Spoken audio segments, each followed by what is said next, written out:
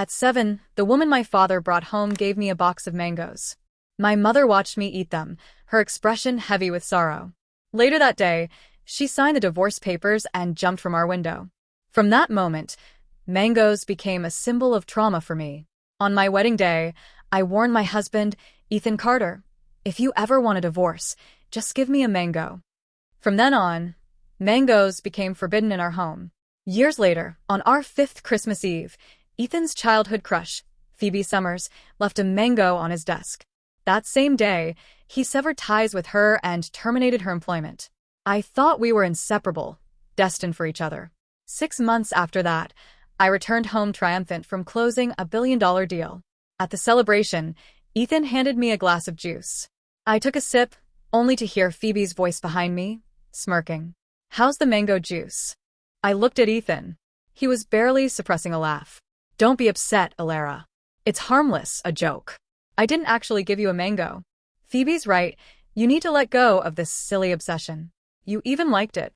My smile vanished. I threw the glass in his face and walked away. Some things are never funny. That mango wasn't. Neither was my resolve to end our marriage. "Miss Shaw, your gastritis has flared up again, triggered by stress. You must avoid foods that cause you distress. Next time, it could be more serious. Surgery might be needed. We'll keep you under observation overnight. Please alert your family immediately." The doctor's words hung heavy in the sterile room. I had just returned from 39 relentless days abroad, securing a major project, only to be sent to the hospital over a single glass of mango juice from my husband. My thumb hovered over his name in my contacts. I typed a couple of letters before noticing something unsettling. His profile picture had changed. It was a green mango. Before I could react, my phone rang. Ethan's voice was icy. "I'm home. Where are you?" I didn't answer. Usually, I would soften my tone, play the devoted wife, and try to soothe him with gentle words. Tonight, no words came. "Elara, how long are you going to keep this up?" His irritation crackled over the line. "The hospital," I replied simply. A pause. He never cared for my well-being. It never occurred to him that his joke could land me here. "Stay put. I'm coming." I didn't want to see him, but my body felt too weak to resist. Hours passed. The doctor checked on me repeatedly. Ethan never appeared. Before sleep claimed me, I scrolled through my phone one last time. Phoebe had posted a new update. My knight always shows up to save the day, no matter what. The picture showed Ethan gently bandaging her finger. Her profile picture was a perfectly ripe yellow mango. Beautiful and revolting. We had shared 10 years together. Ethan knew my limits. As a skilled businessman, he should have known how to keep a professional distance. Yet he had crossed the line, again and again. The fragile thread holding our marriage together, along with the billion-dollar European project I had fought for, the very lifeblood of his company, no longer mattered. The next morning, I woke to silence. No missed calls, no unread messages from Ethan. Strangely, I wasn't angry. After the doctor cleared me, I headed home. The 5,000-square-foot villa we'd purchased outright last year felt enormous now, a stark contrast to 7 years ago when we were fresh graduates, scraping by on instant noodles in a cramped basement. Or 5 years ago, on our wedding day, when we celebrated with a tiny cake and a cheap diner meal.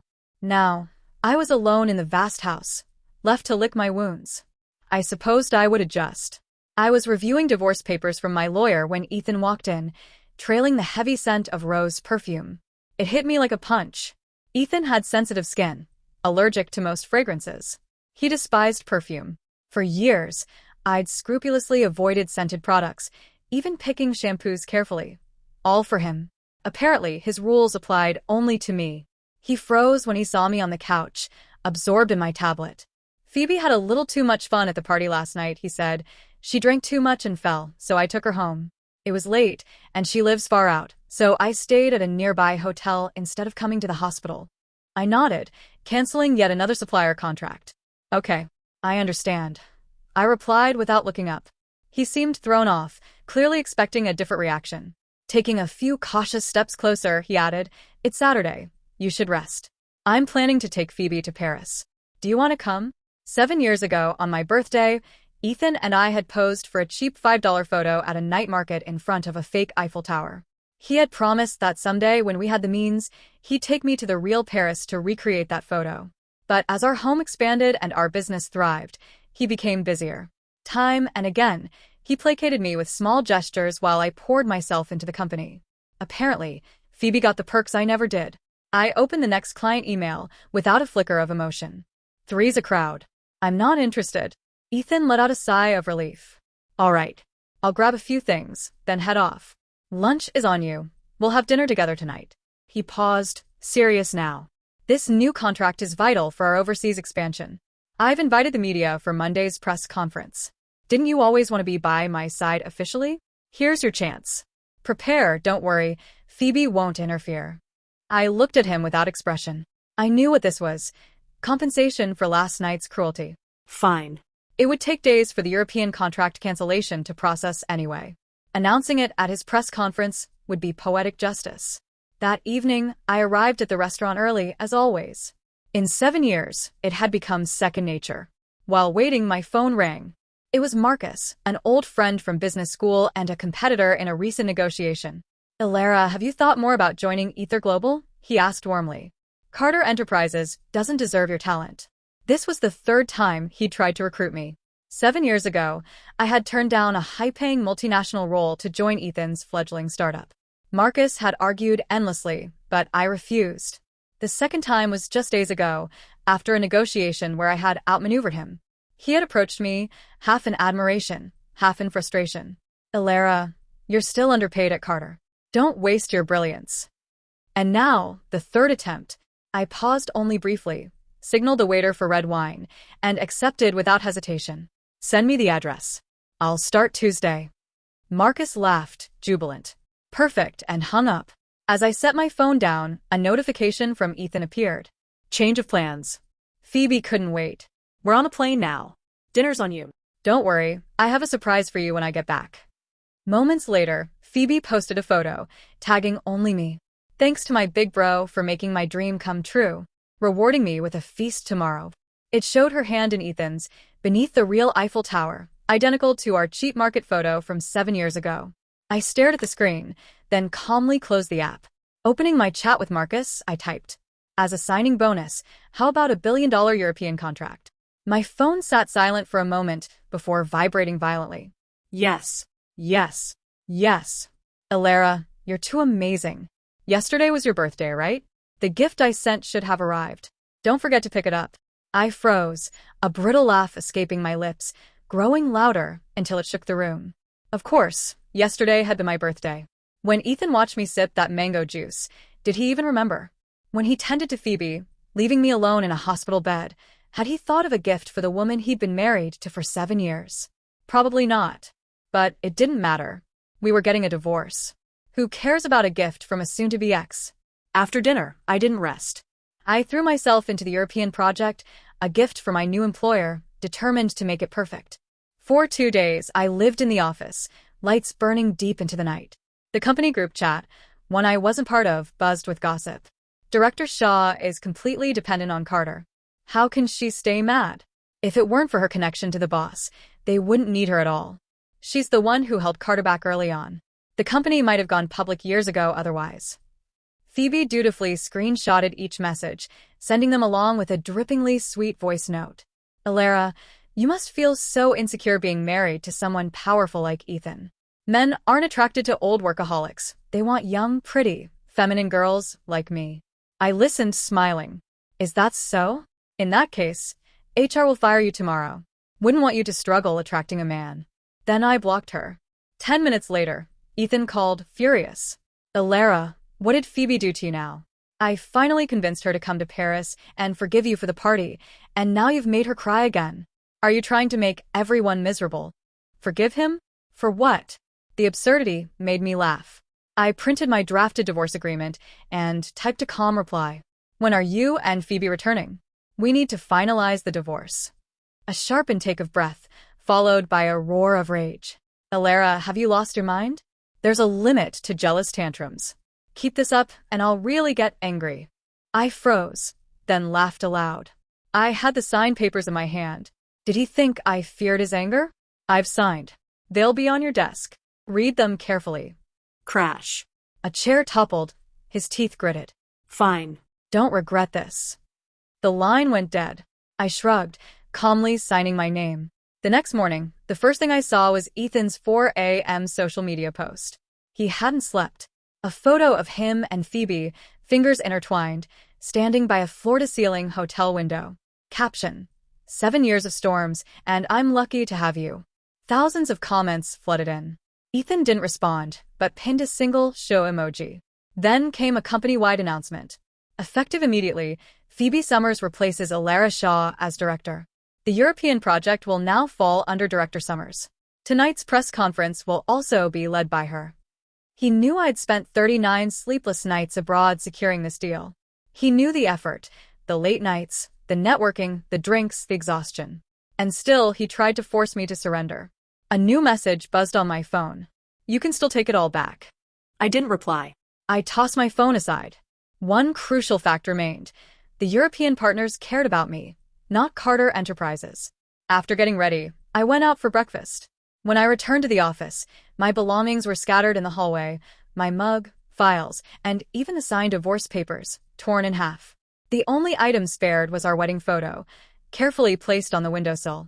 Phoebe sat in my chair, triumphant. "Oops, sorry, Elara," she said, her eyes gleaming with malice. "Ethan gave me this office. From now on, you can work over there." She gestured toward a leaky storage closet by the restrooms.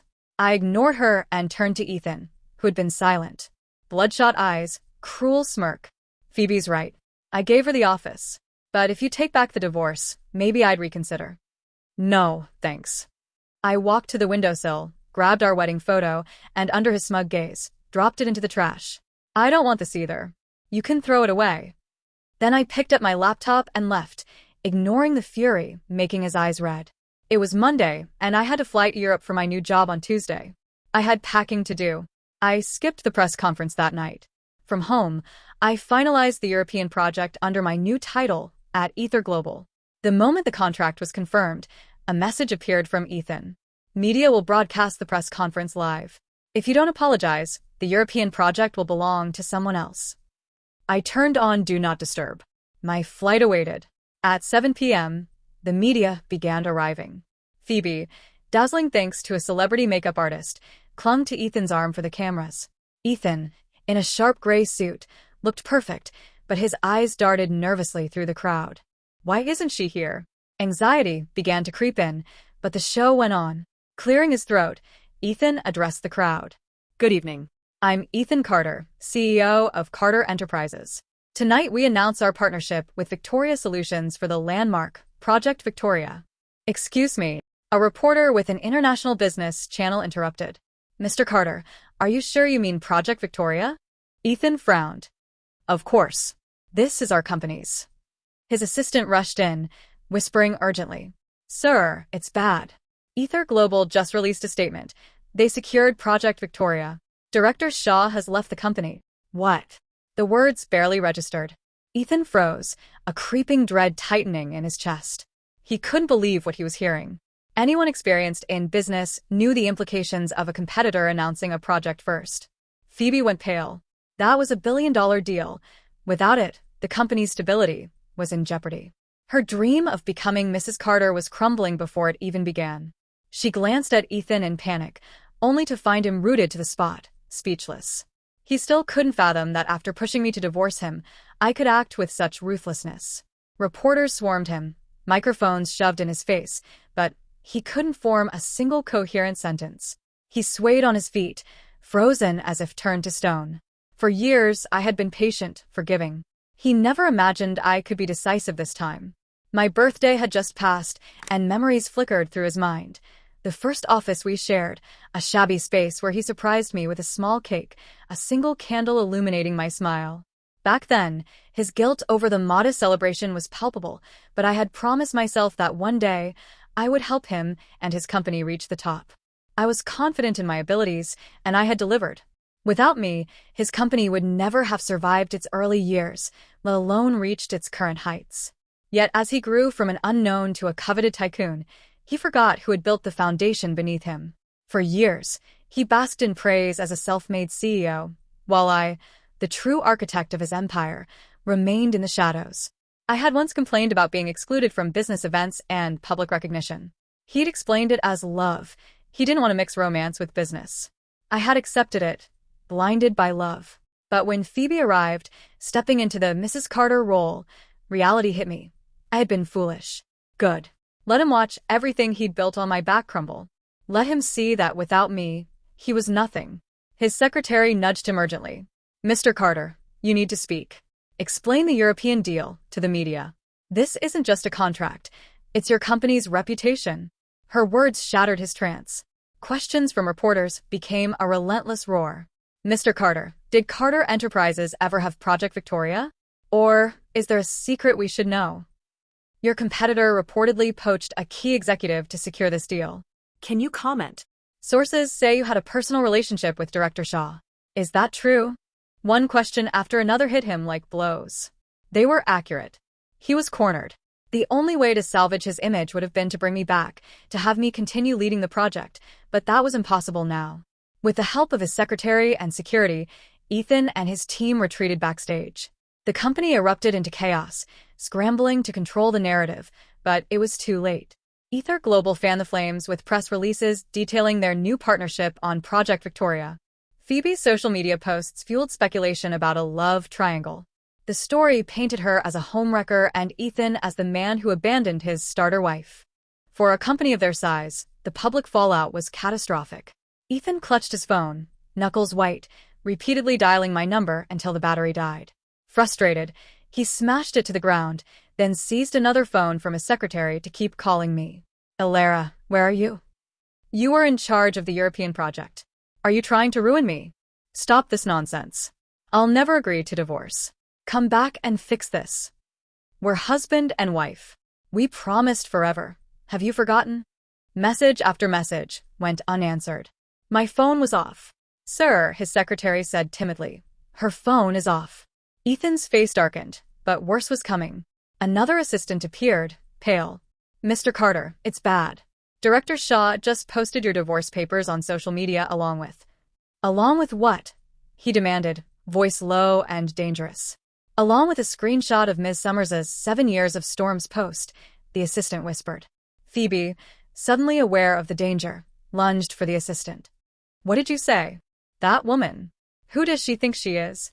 For all her ambition, she didn't realize the truth had gone public. My posts sealed their fate. What might have seemed ruthless now appeared righteous. A sharp slap echoed. Ethan had struck Phoebe across the face, leaving a red handprint. She stumbled. Who gave you the right to speak about her that way? He growled. Elara Shaw is my wife. What are you? Memories of all I had endured. The forgiveness, the neglect, washed over him. Regret gnawed at him, yet he still believed deep down that I loved him. He vowed to win me back. He would never consent to the divorce. In his mind, this was just a minor setback in their carefully plotted lives. After relocating abroad, I flourished at Ether Global. Marcus immediately recognized my abilities, entrusting me with major projects. And since I had arrived with $1 billion portfolio, even the senior executives who might have questioned my sudden promotion had no room to object. For the first time, my work was valued. I wasn't handling multi-million-dollar deals for a fraction of their worth. I felt liberated. My days were consumed with challenging, rewarding work, and the past gradually faded. I no longer carried hatred for Ethan or Phoebe. It was more a matter of indifference. Then one autumn afternoon, the serenity of my new life was shattered by an unwelcome presence. The leaves outside glowed gold and red, and there he was in the crisp European air, a tall, familiar figure, looking exhausted and worn. The polished CEO I knew was gone. This man had clearly been through hell. I had no desire to speak to him. I tried to slip past unnoticed, but his eyes locked on mine. He grabbed my arm, desperation in his gaze. Elara, we need to talk. I pulled away. There's nothing to discuss. 10 minutes, he pleaded, voice rough. Elara, I've never begged anyone for anything in my life. Please, just 10 minutes. The irony was sharp. He'd never begged? All his deals, contracts, and company profits had been secured by me, my connections, sleepless nights, grueling networking dinners. He'd never lifted a finger. Curiosity overcame me. I stopped resisting and led him to a nearby cafe, setting a timer for 10 minutes. Elara, Where have you been?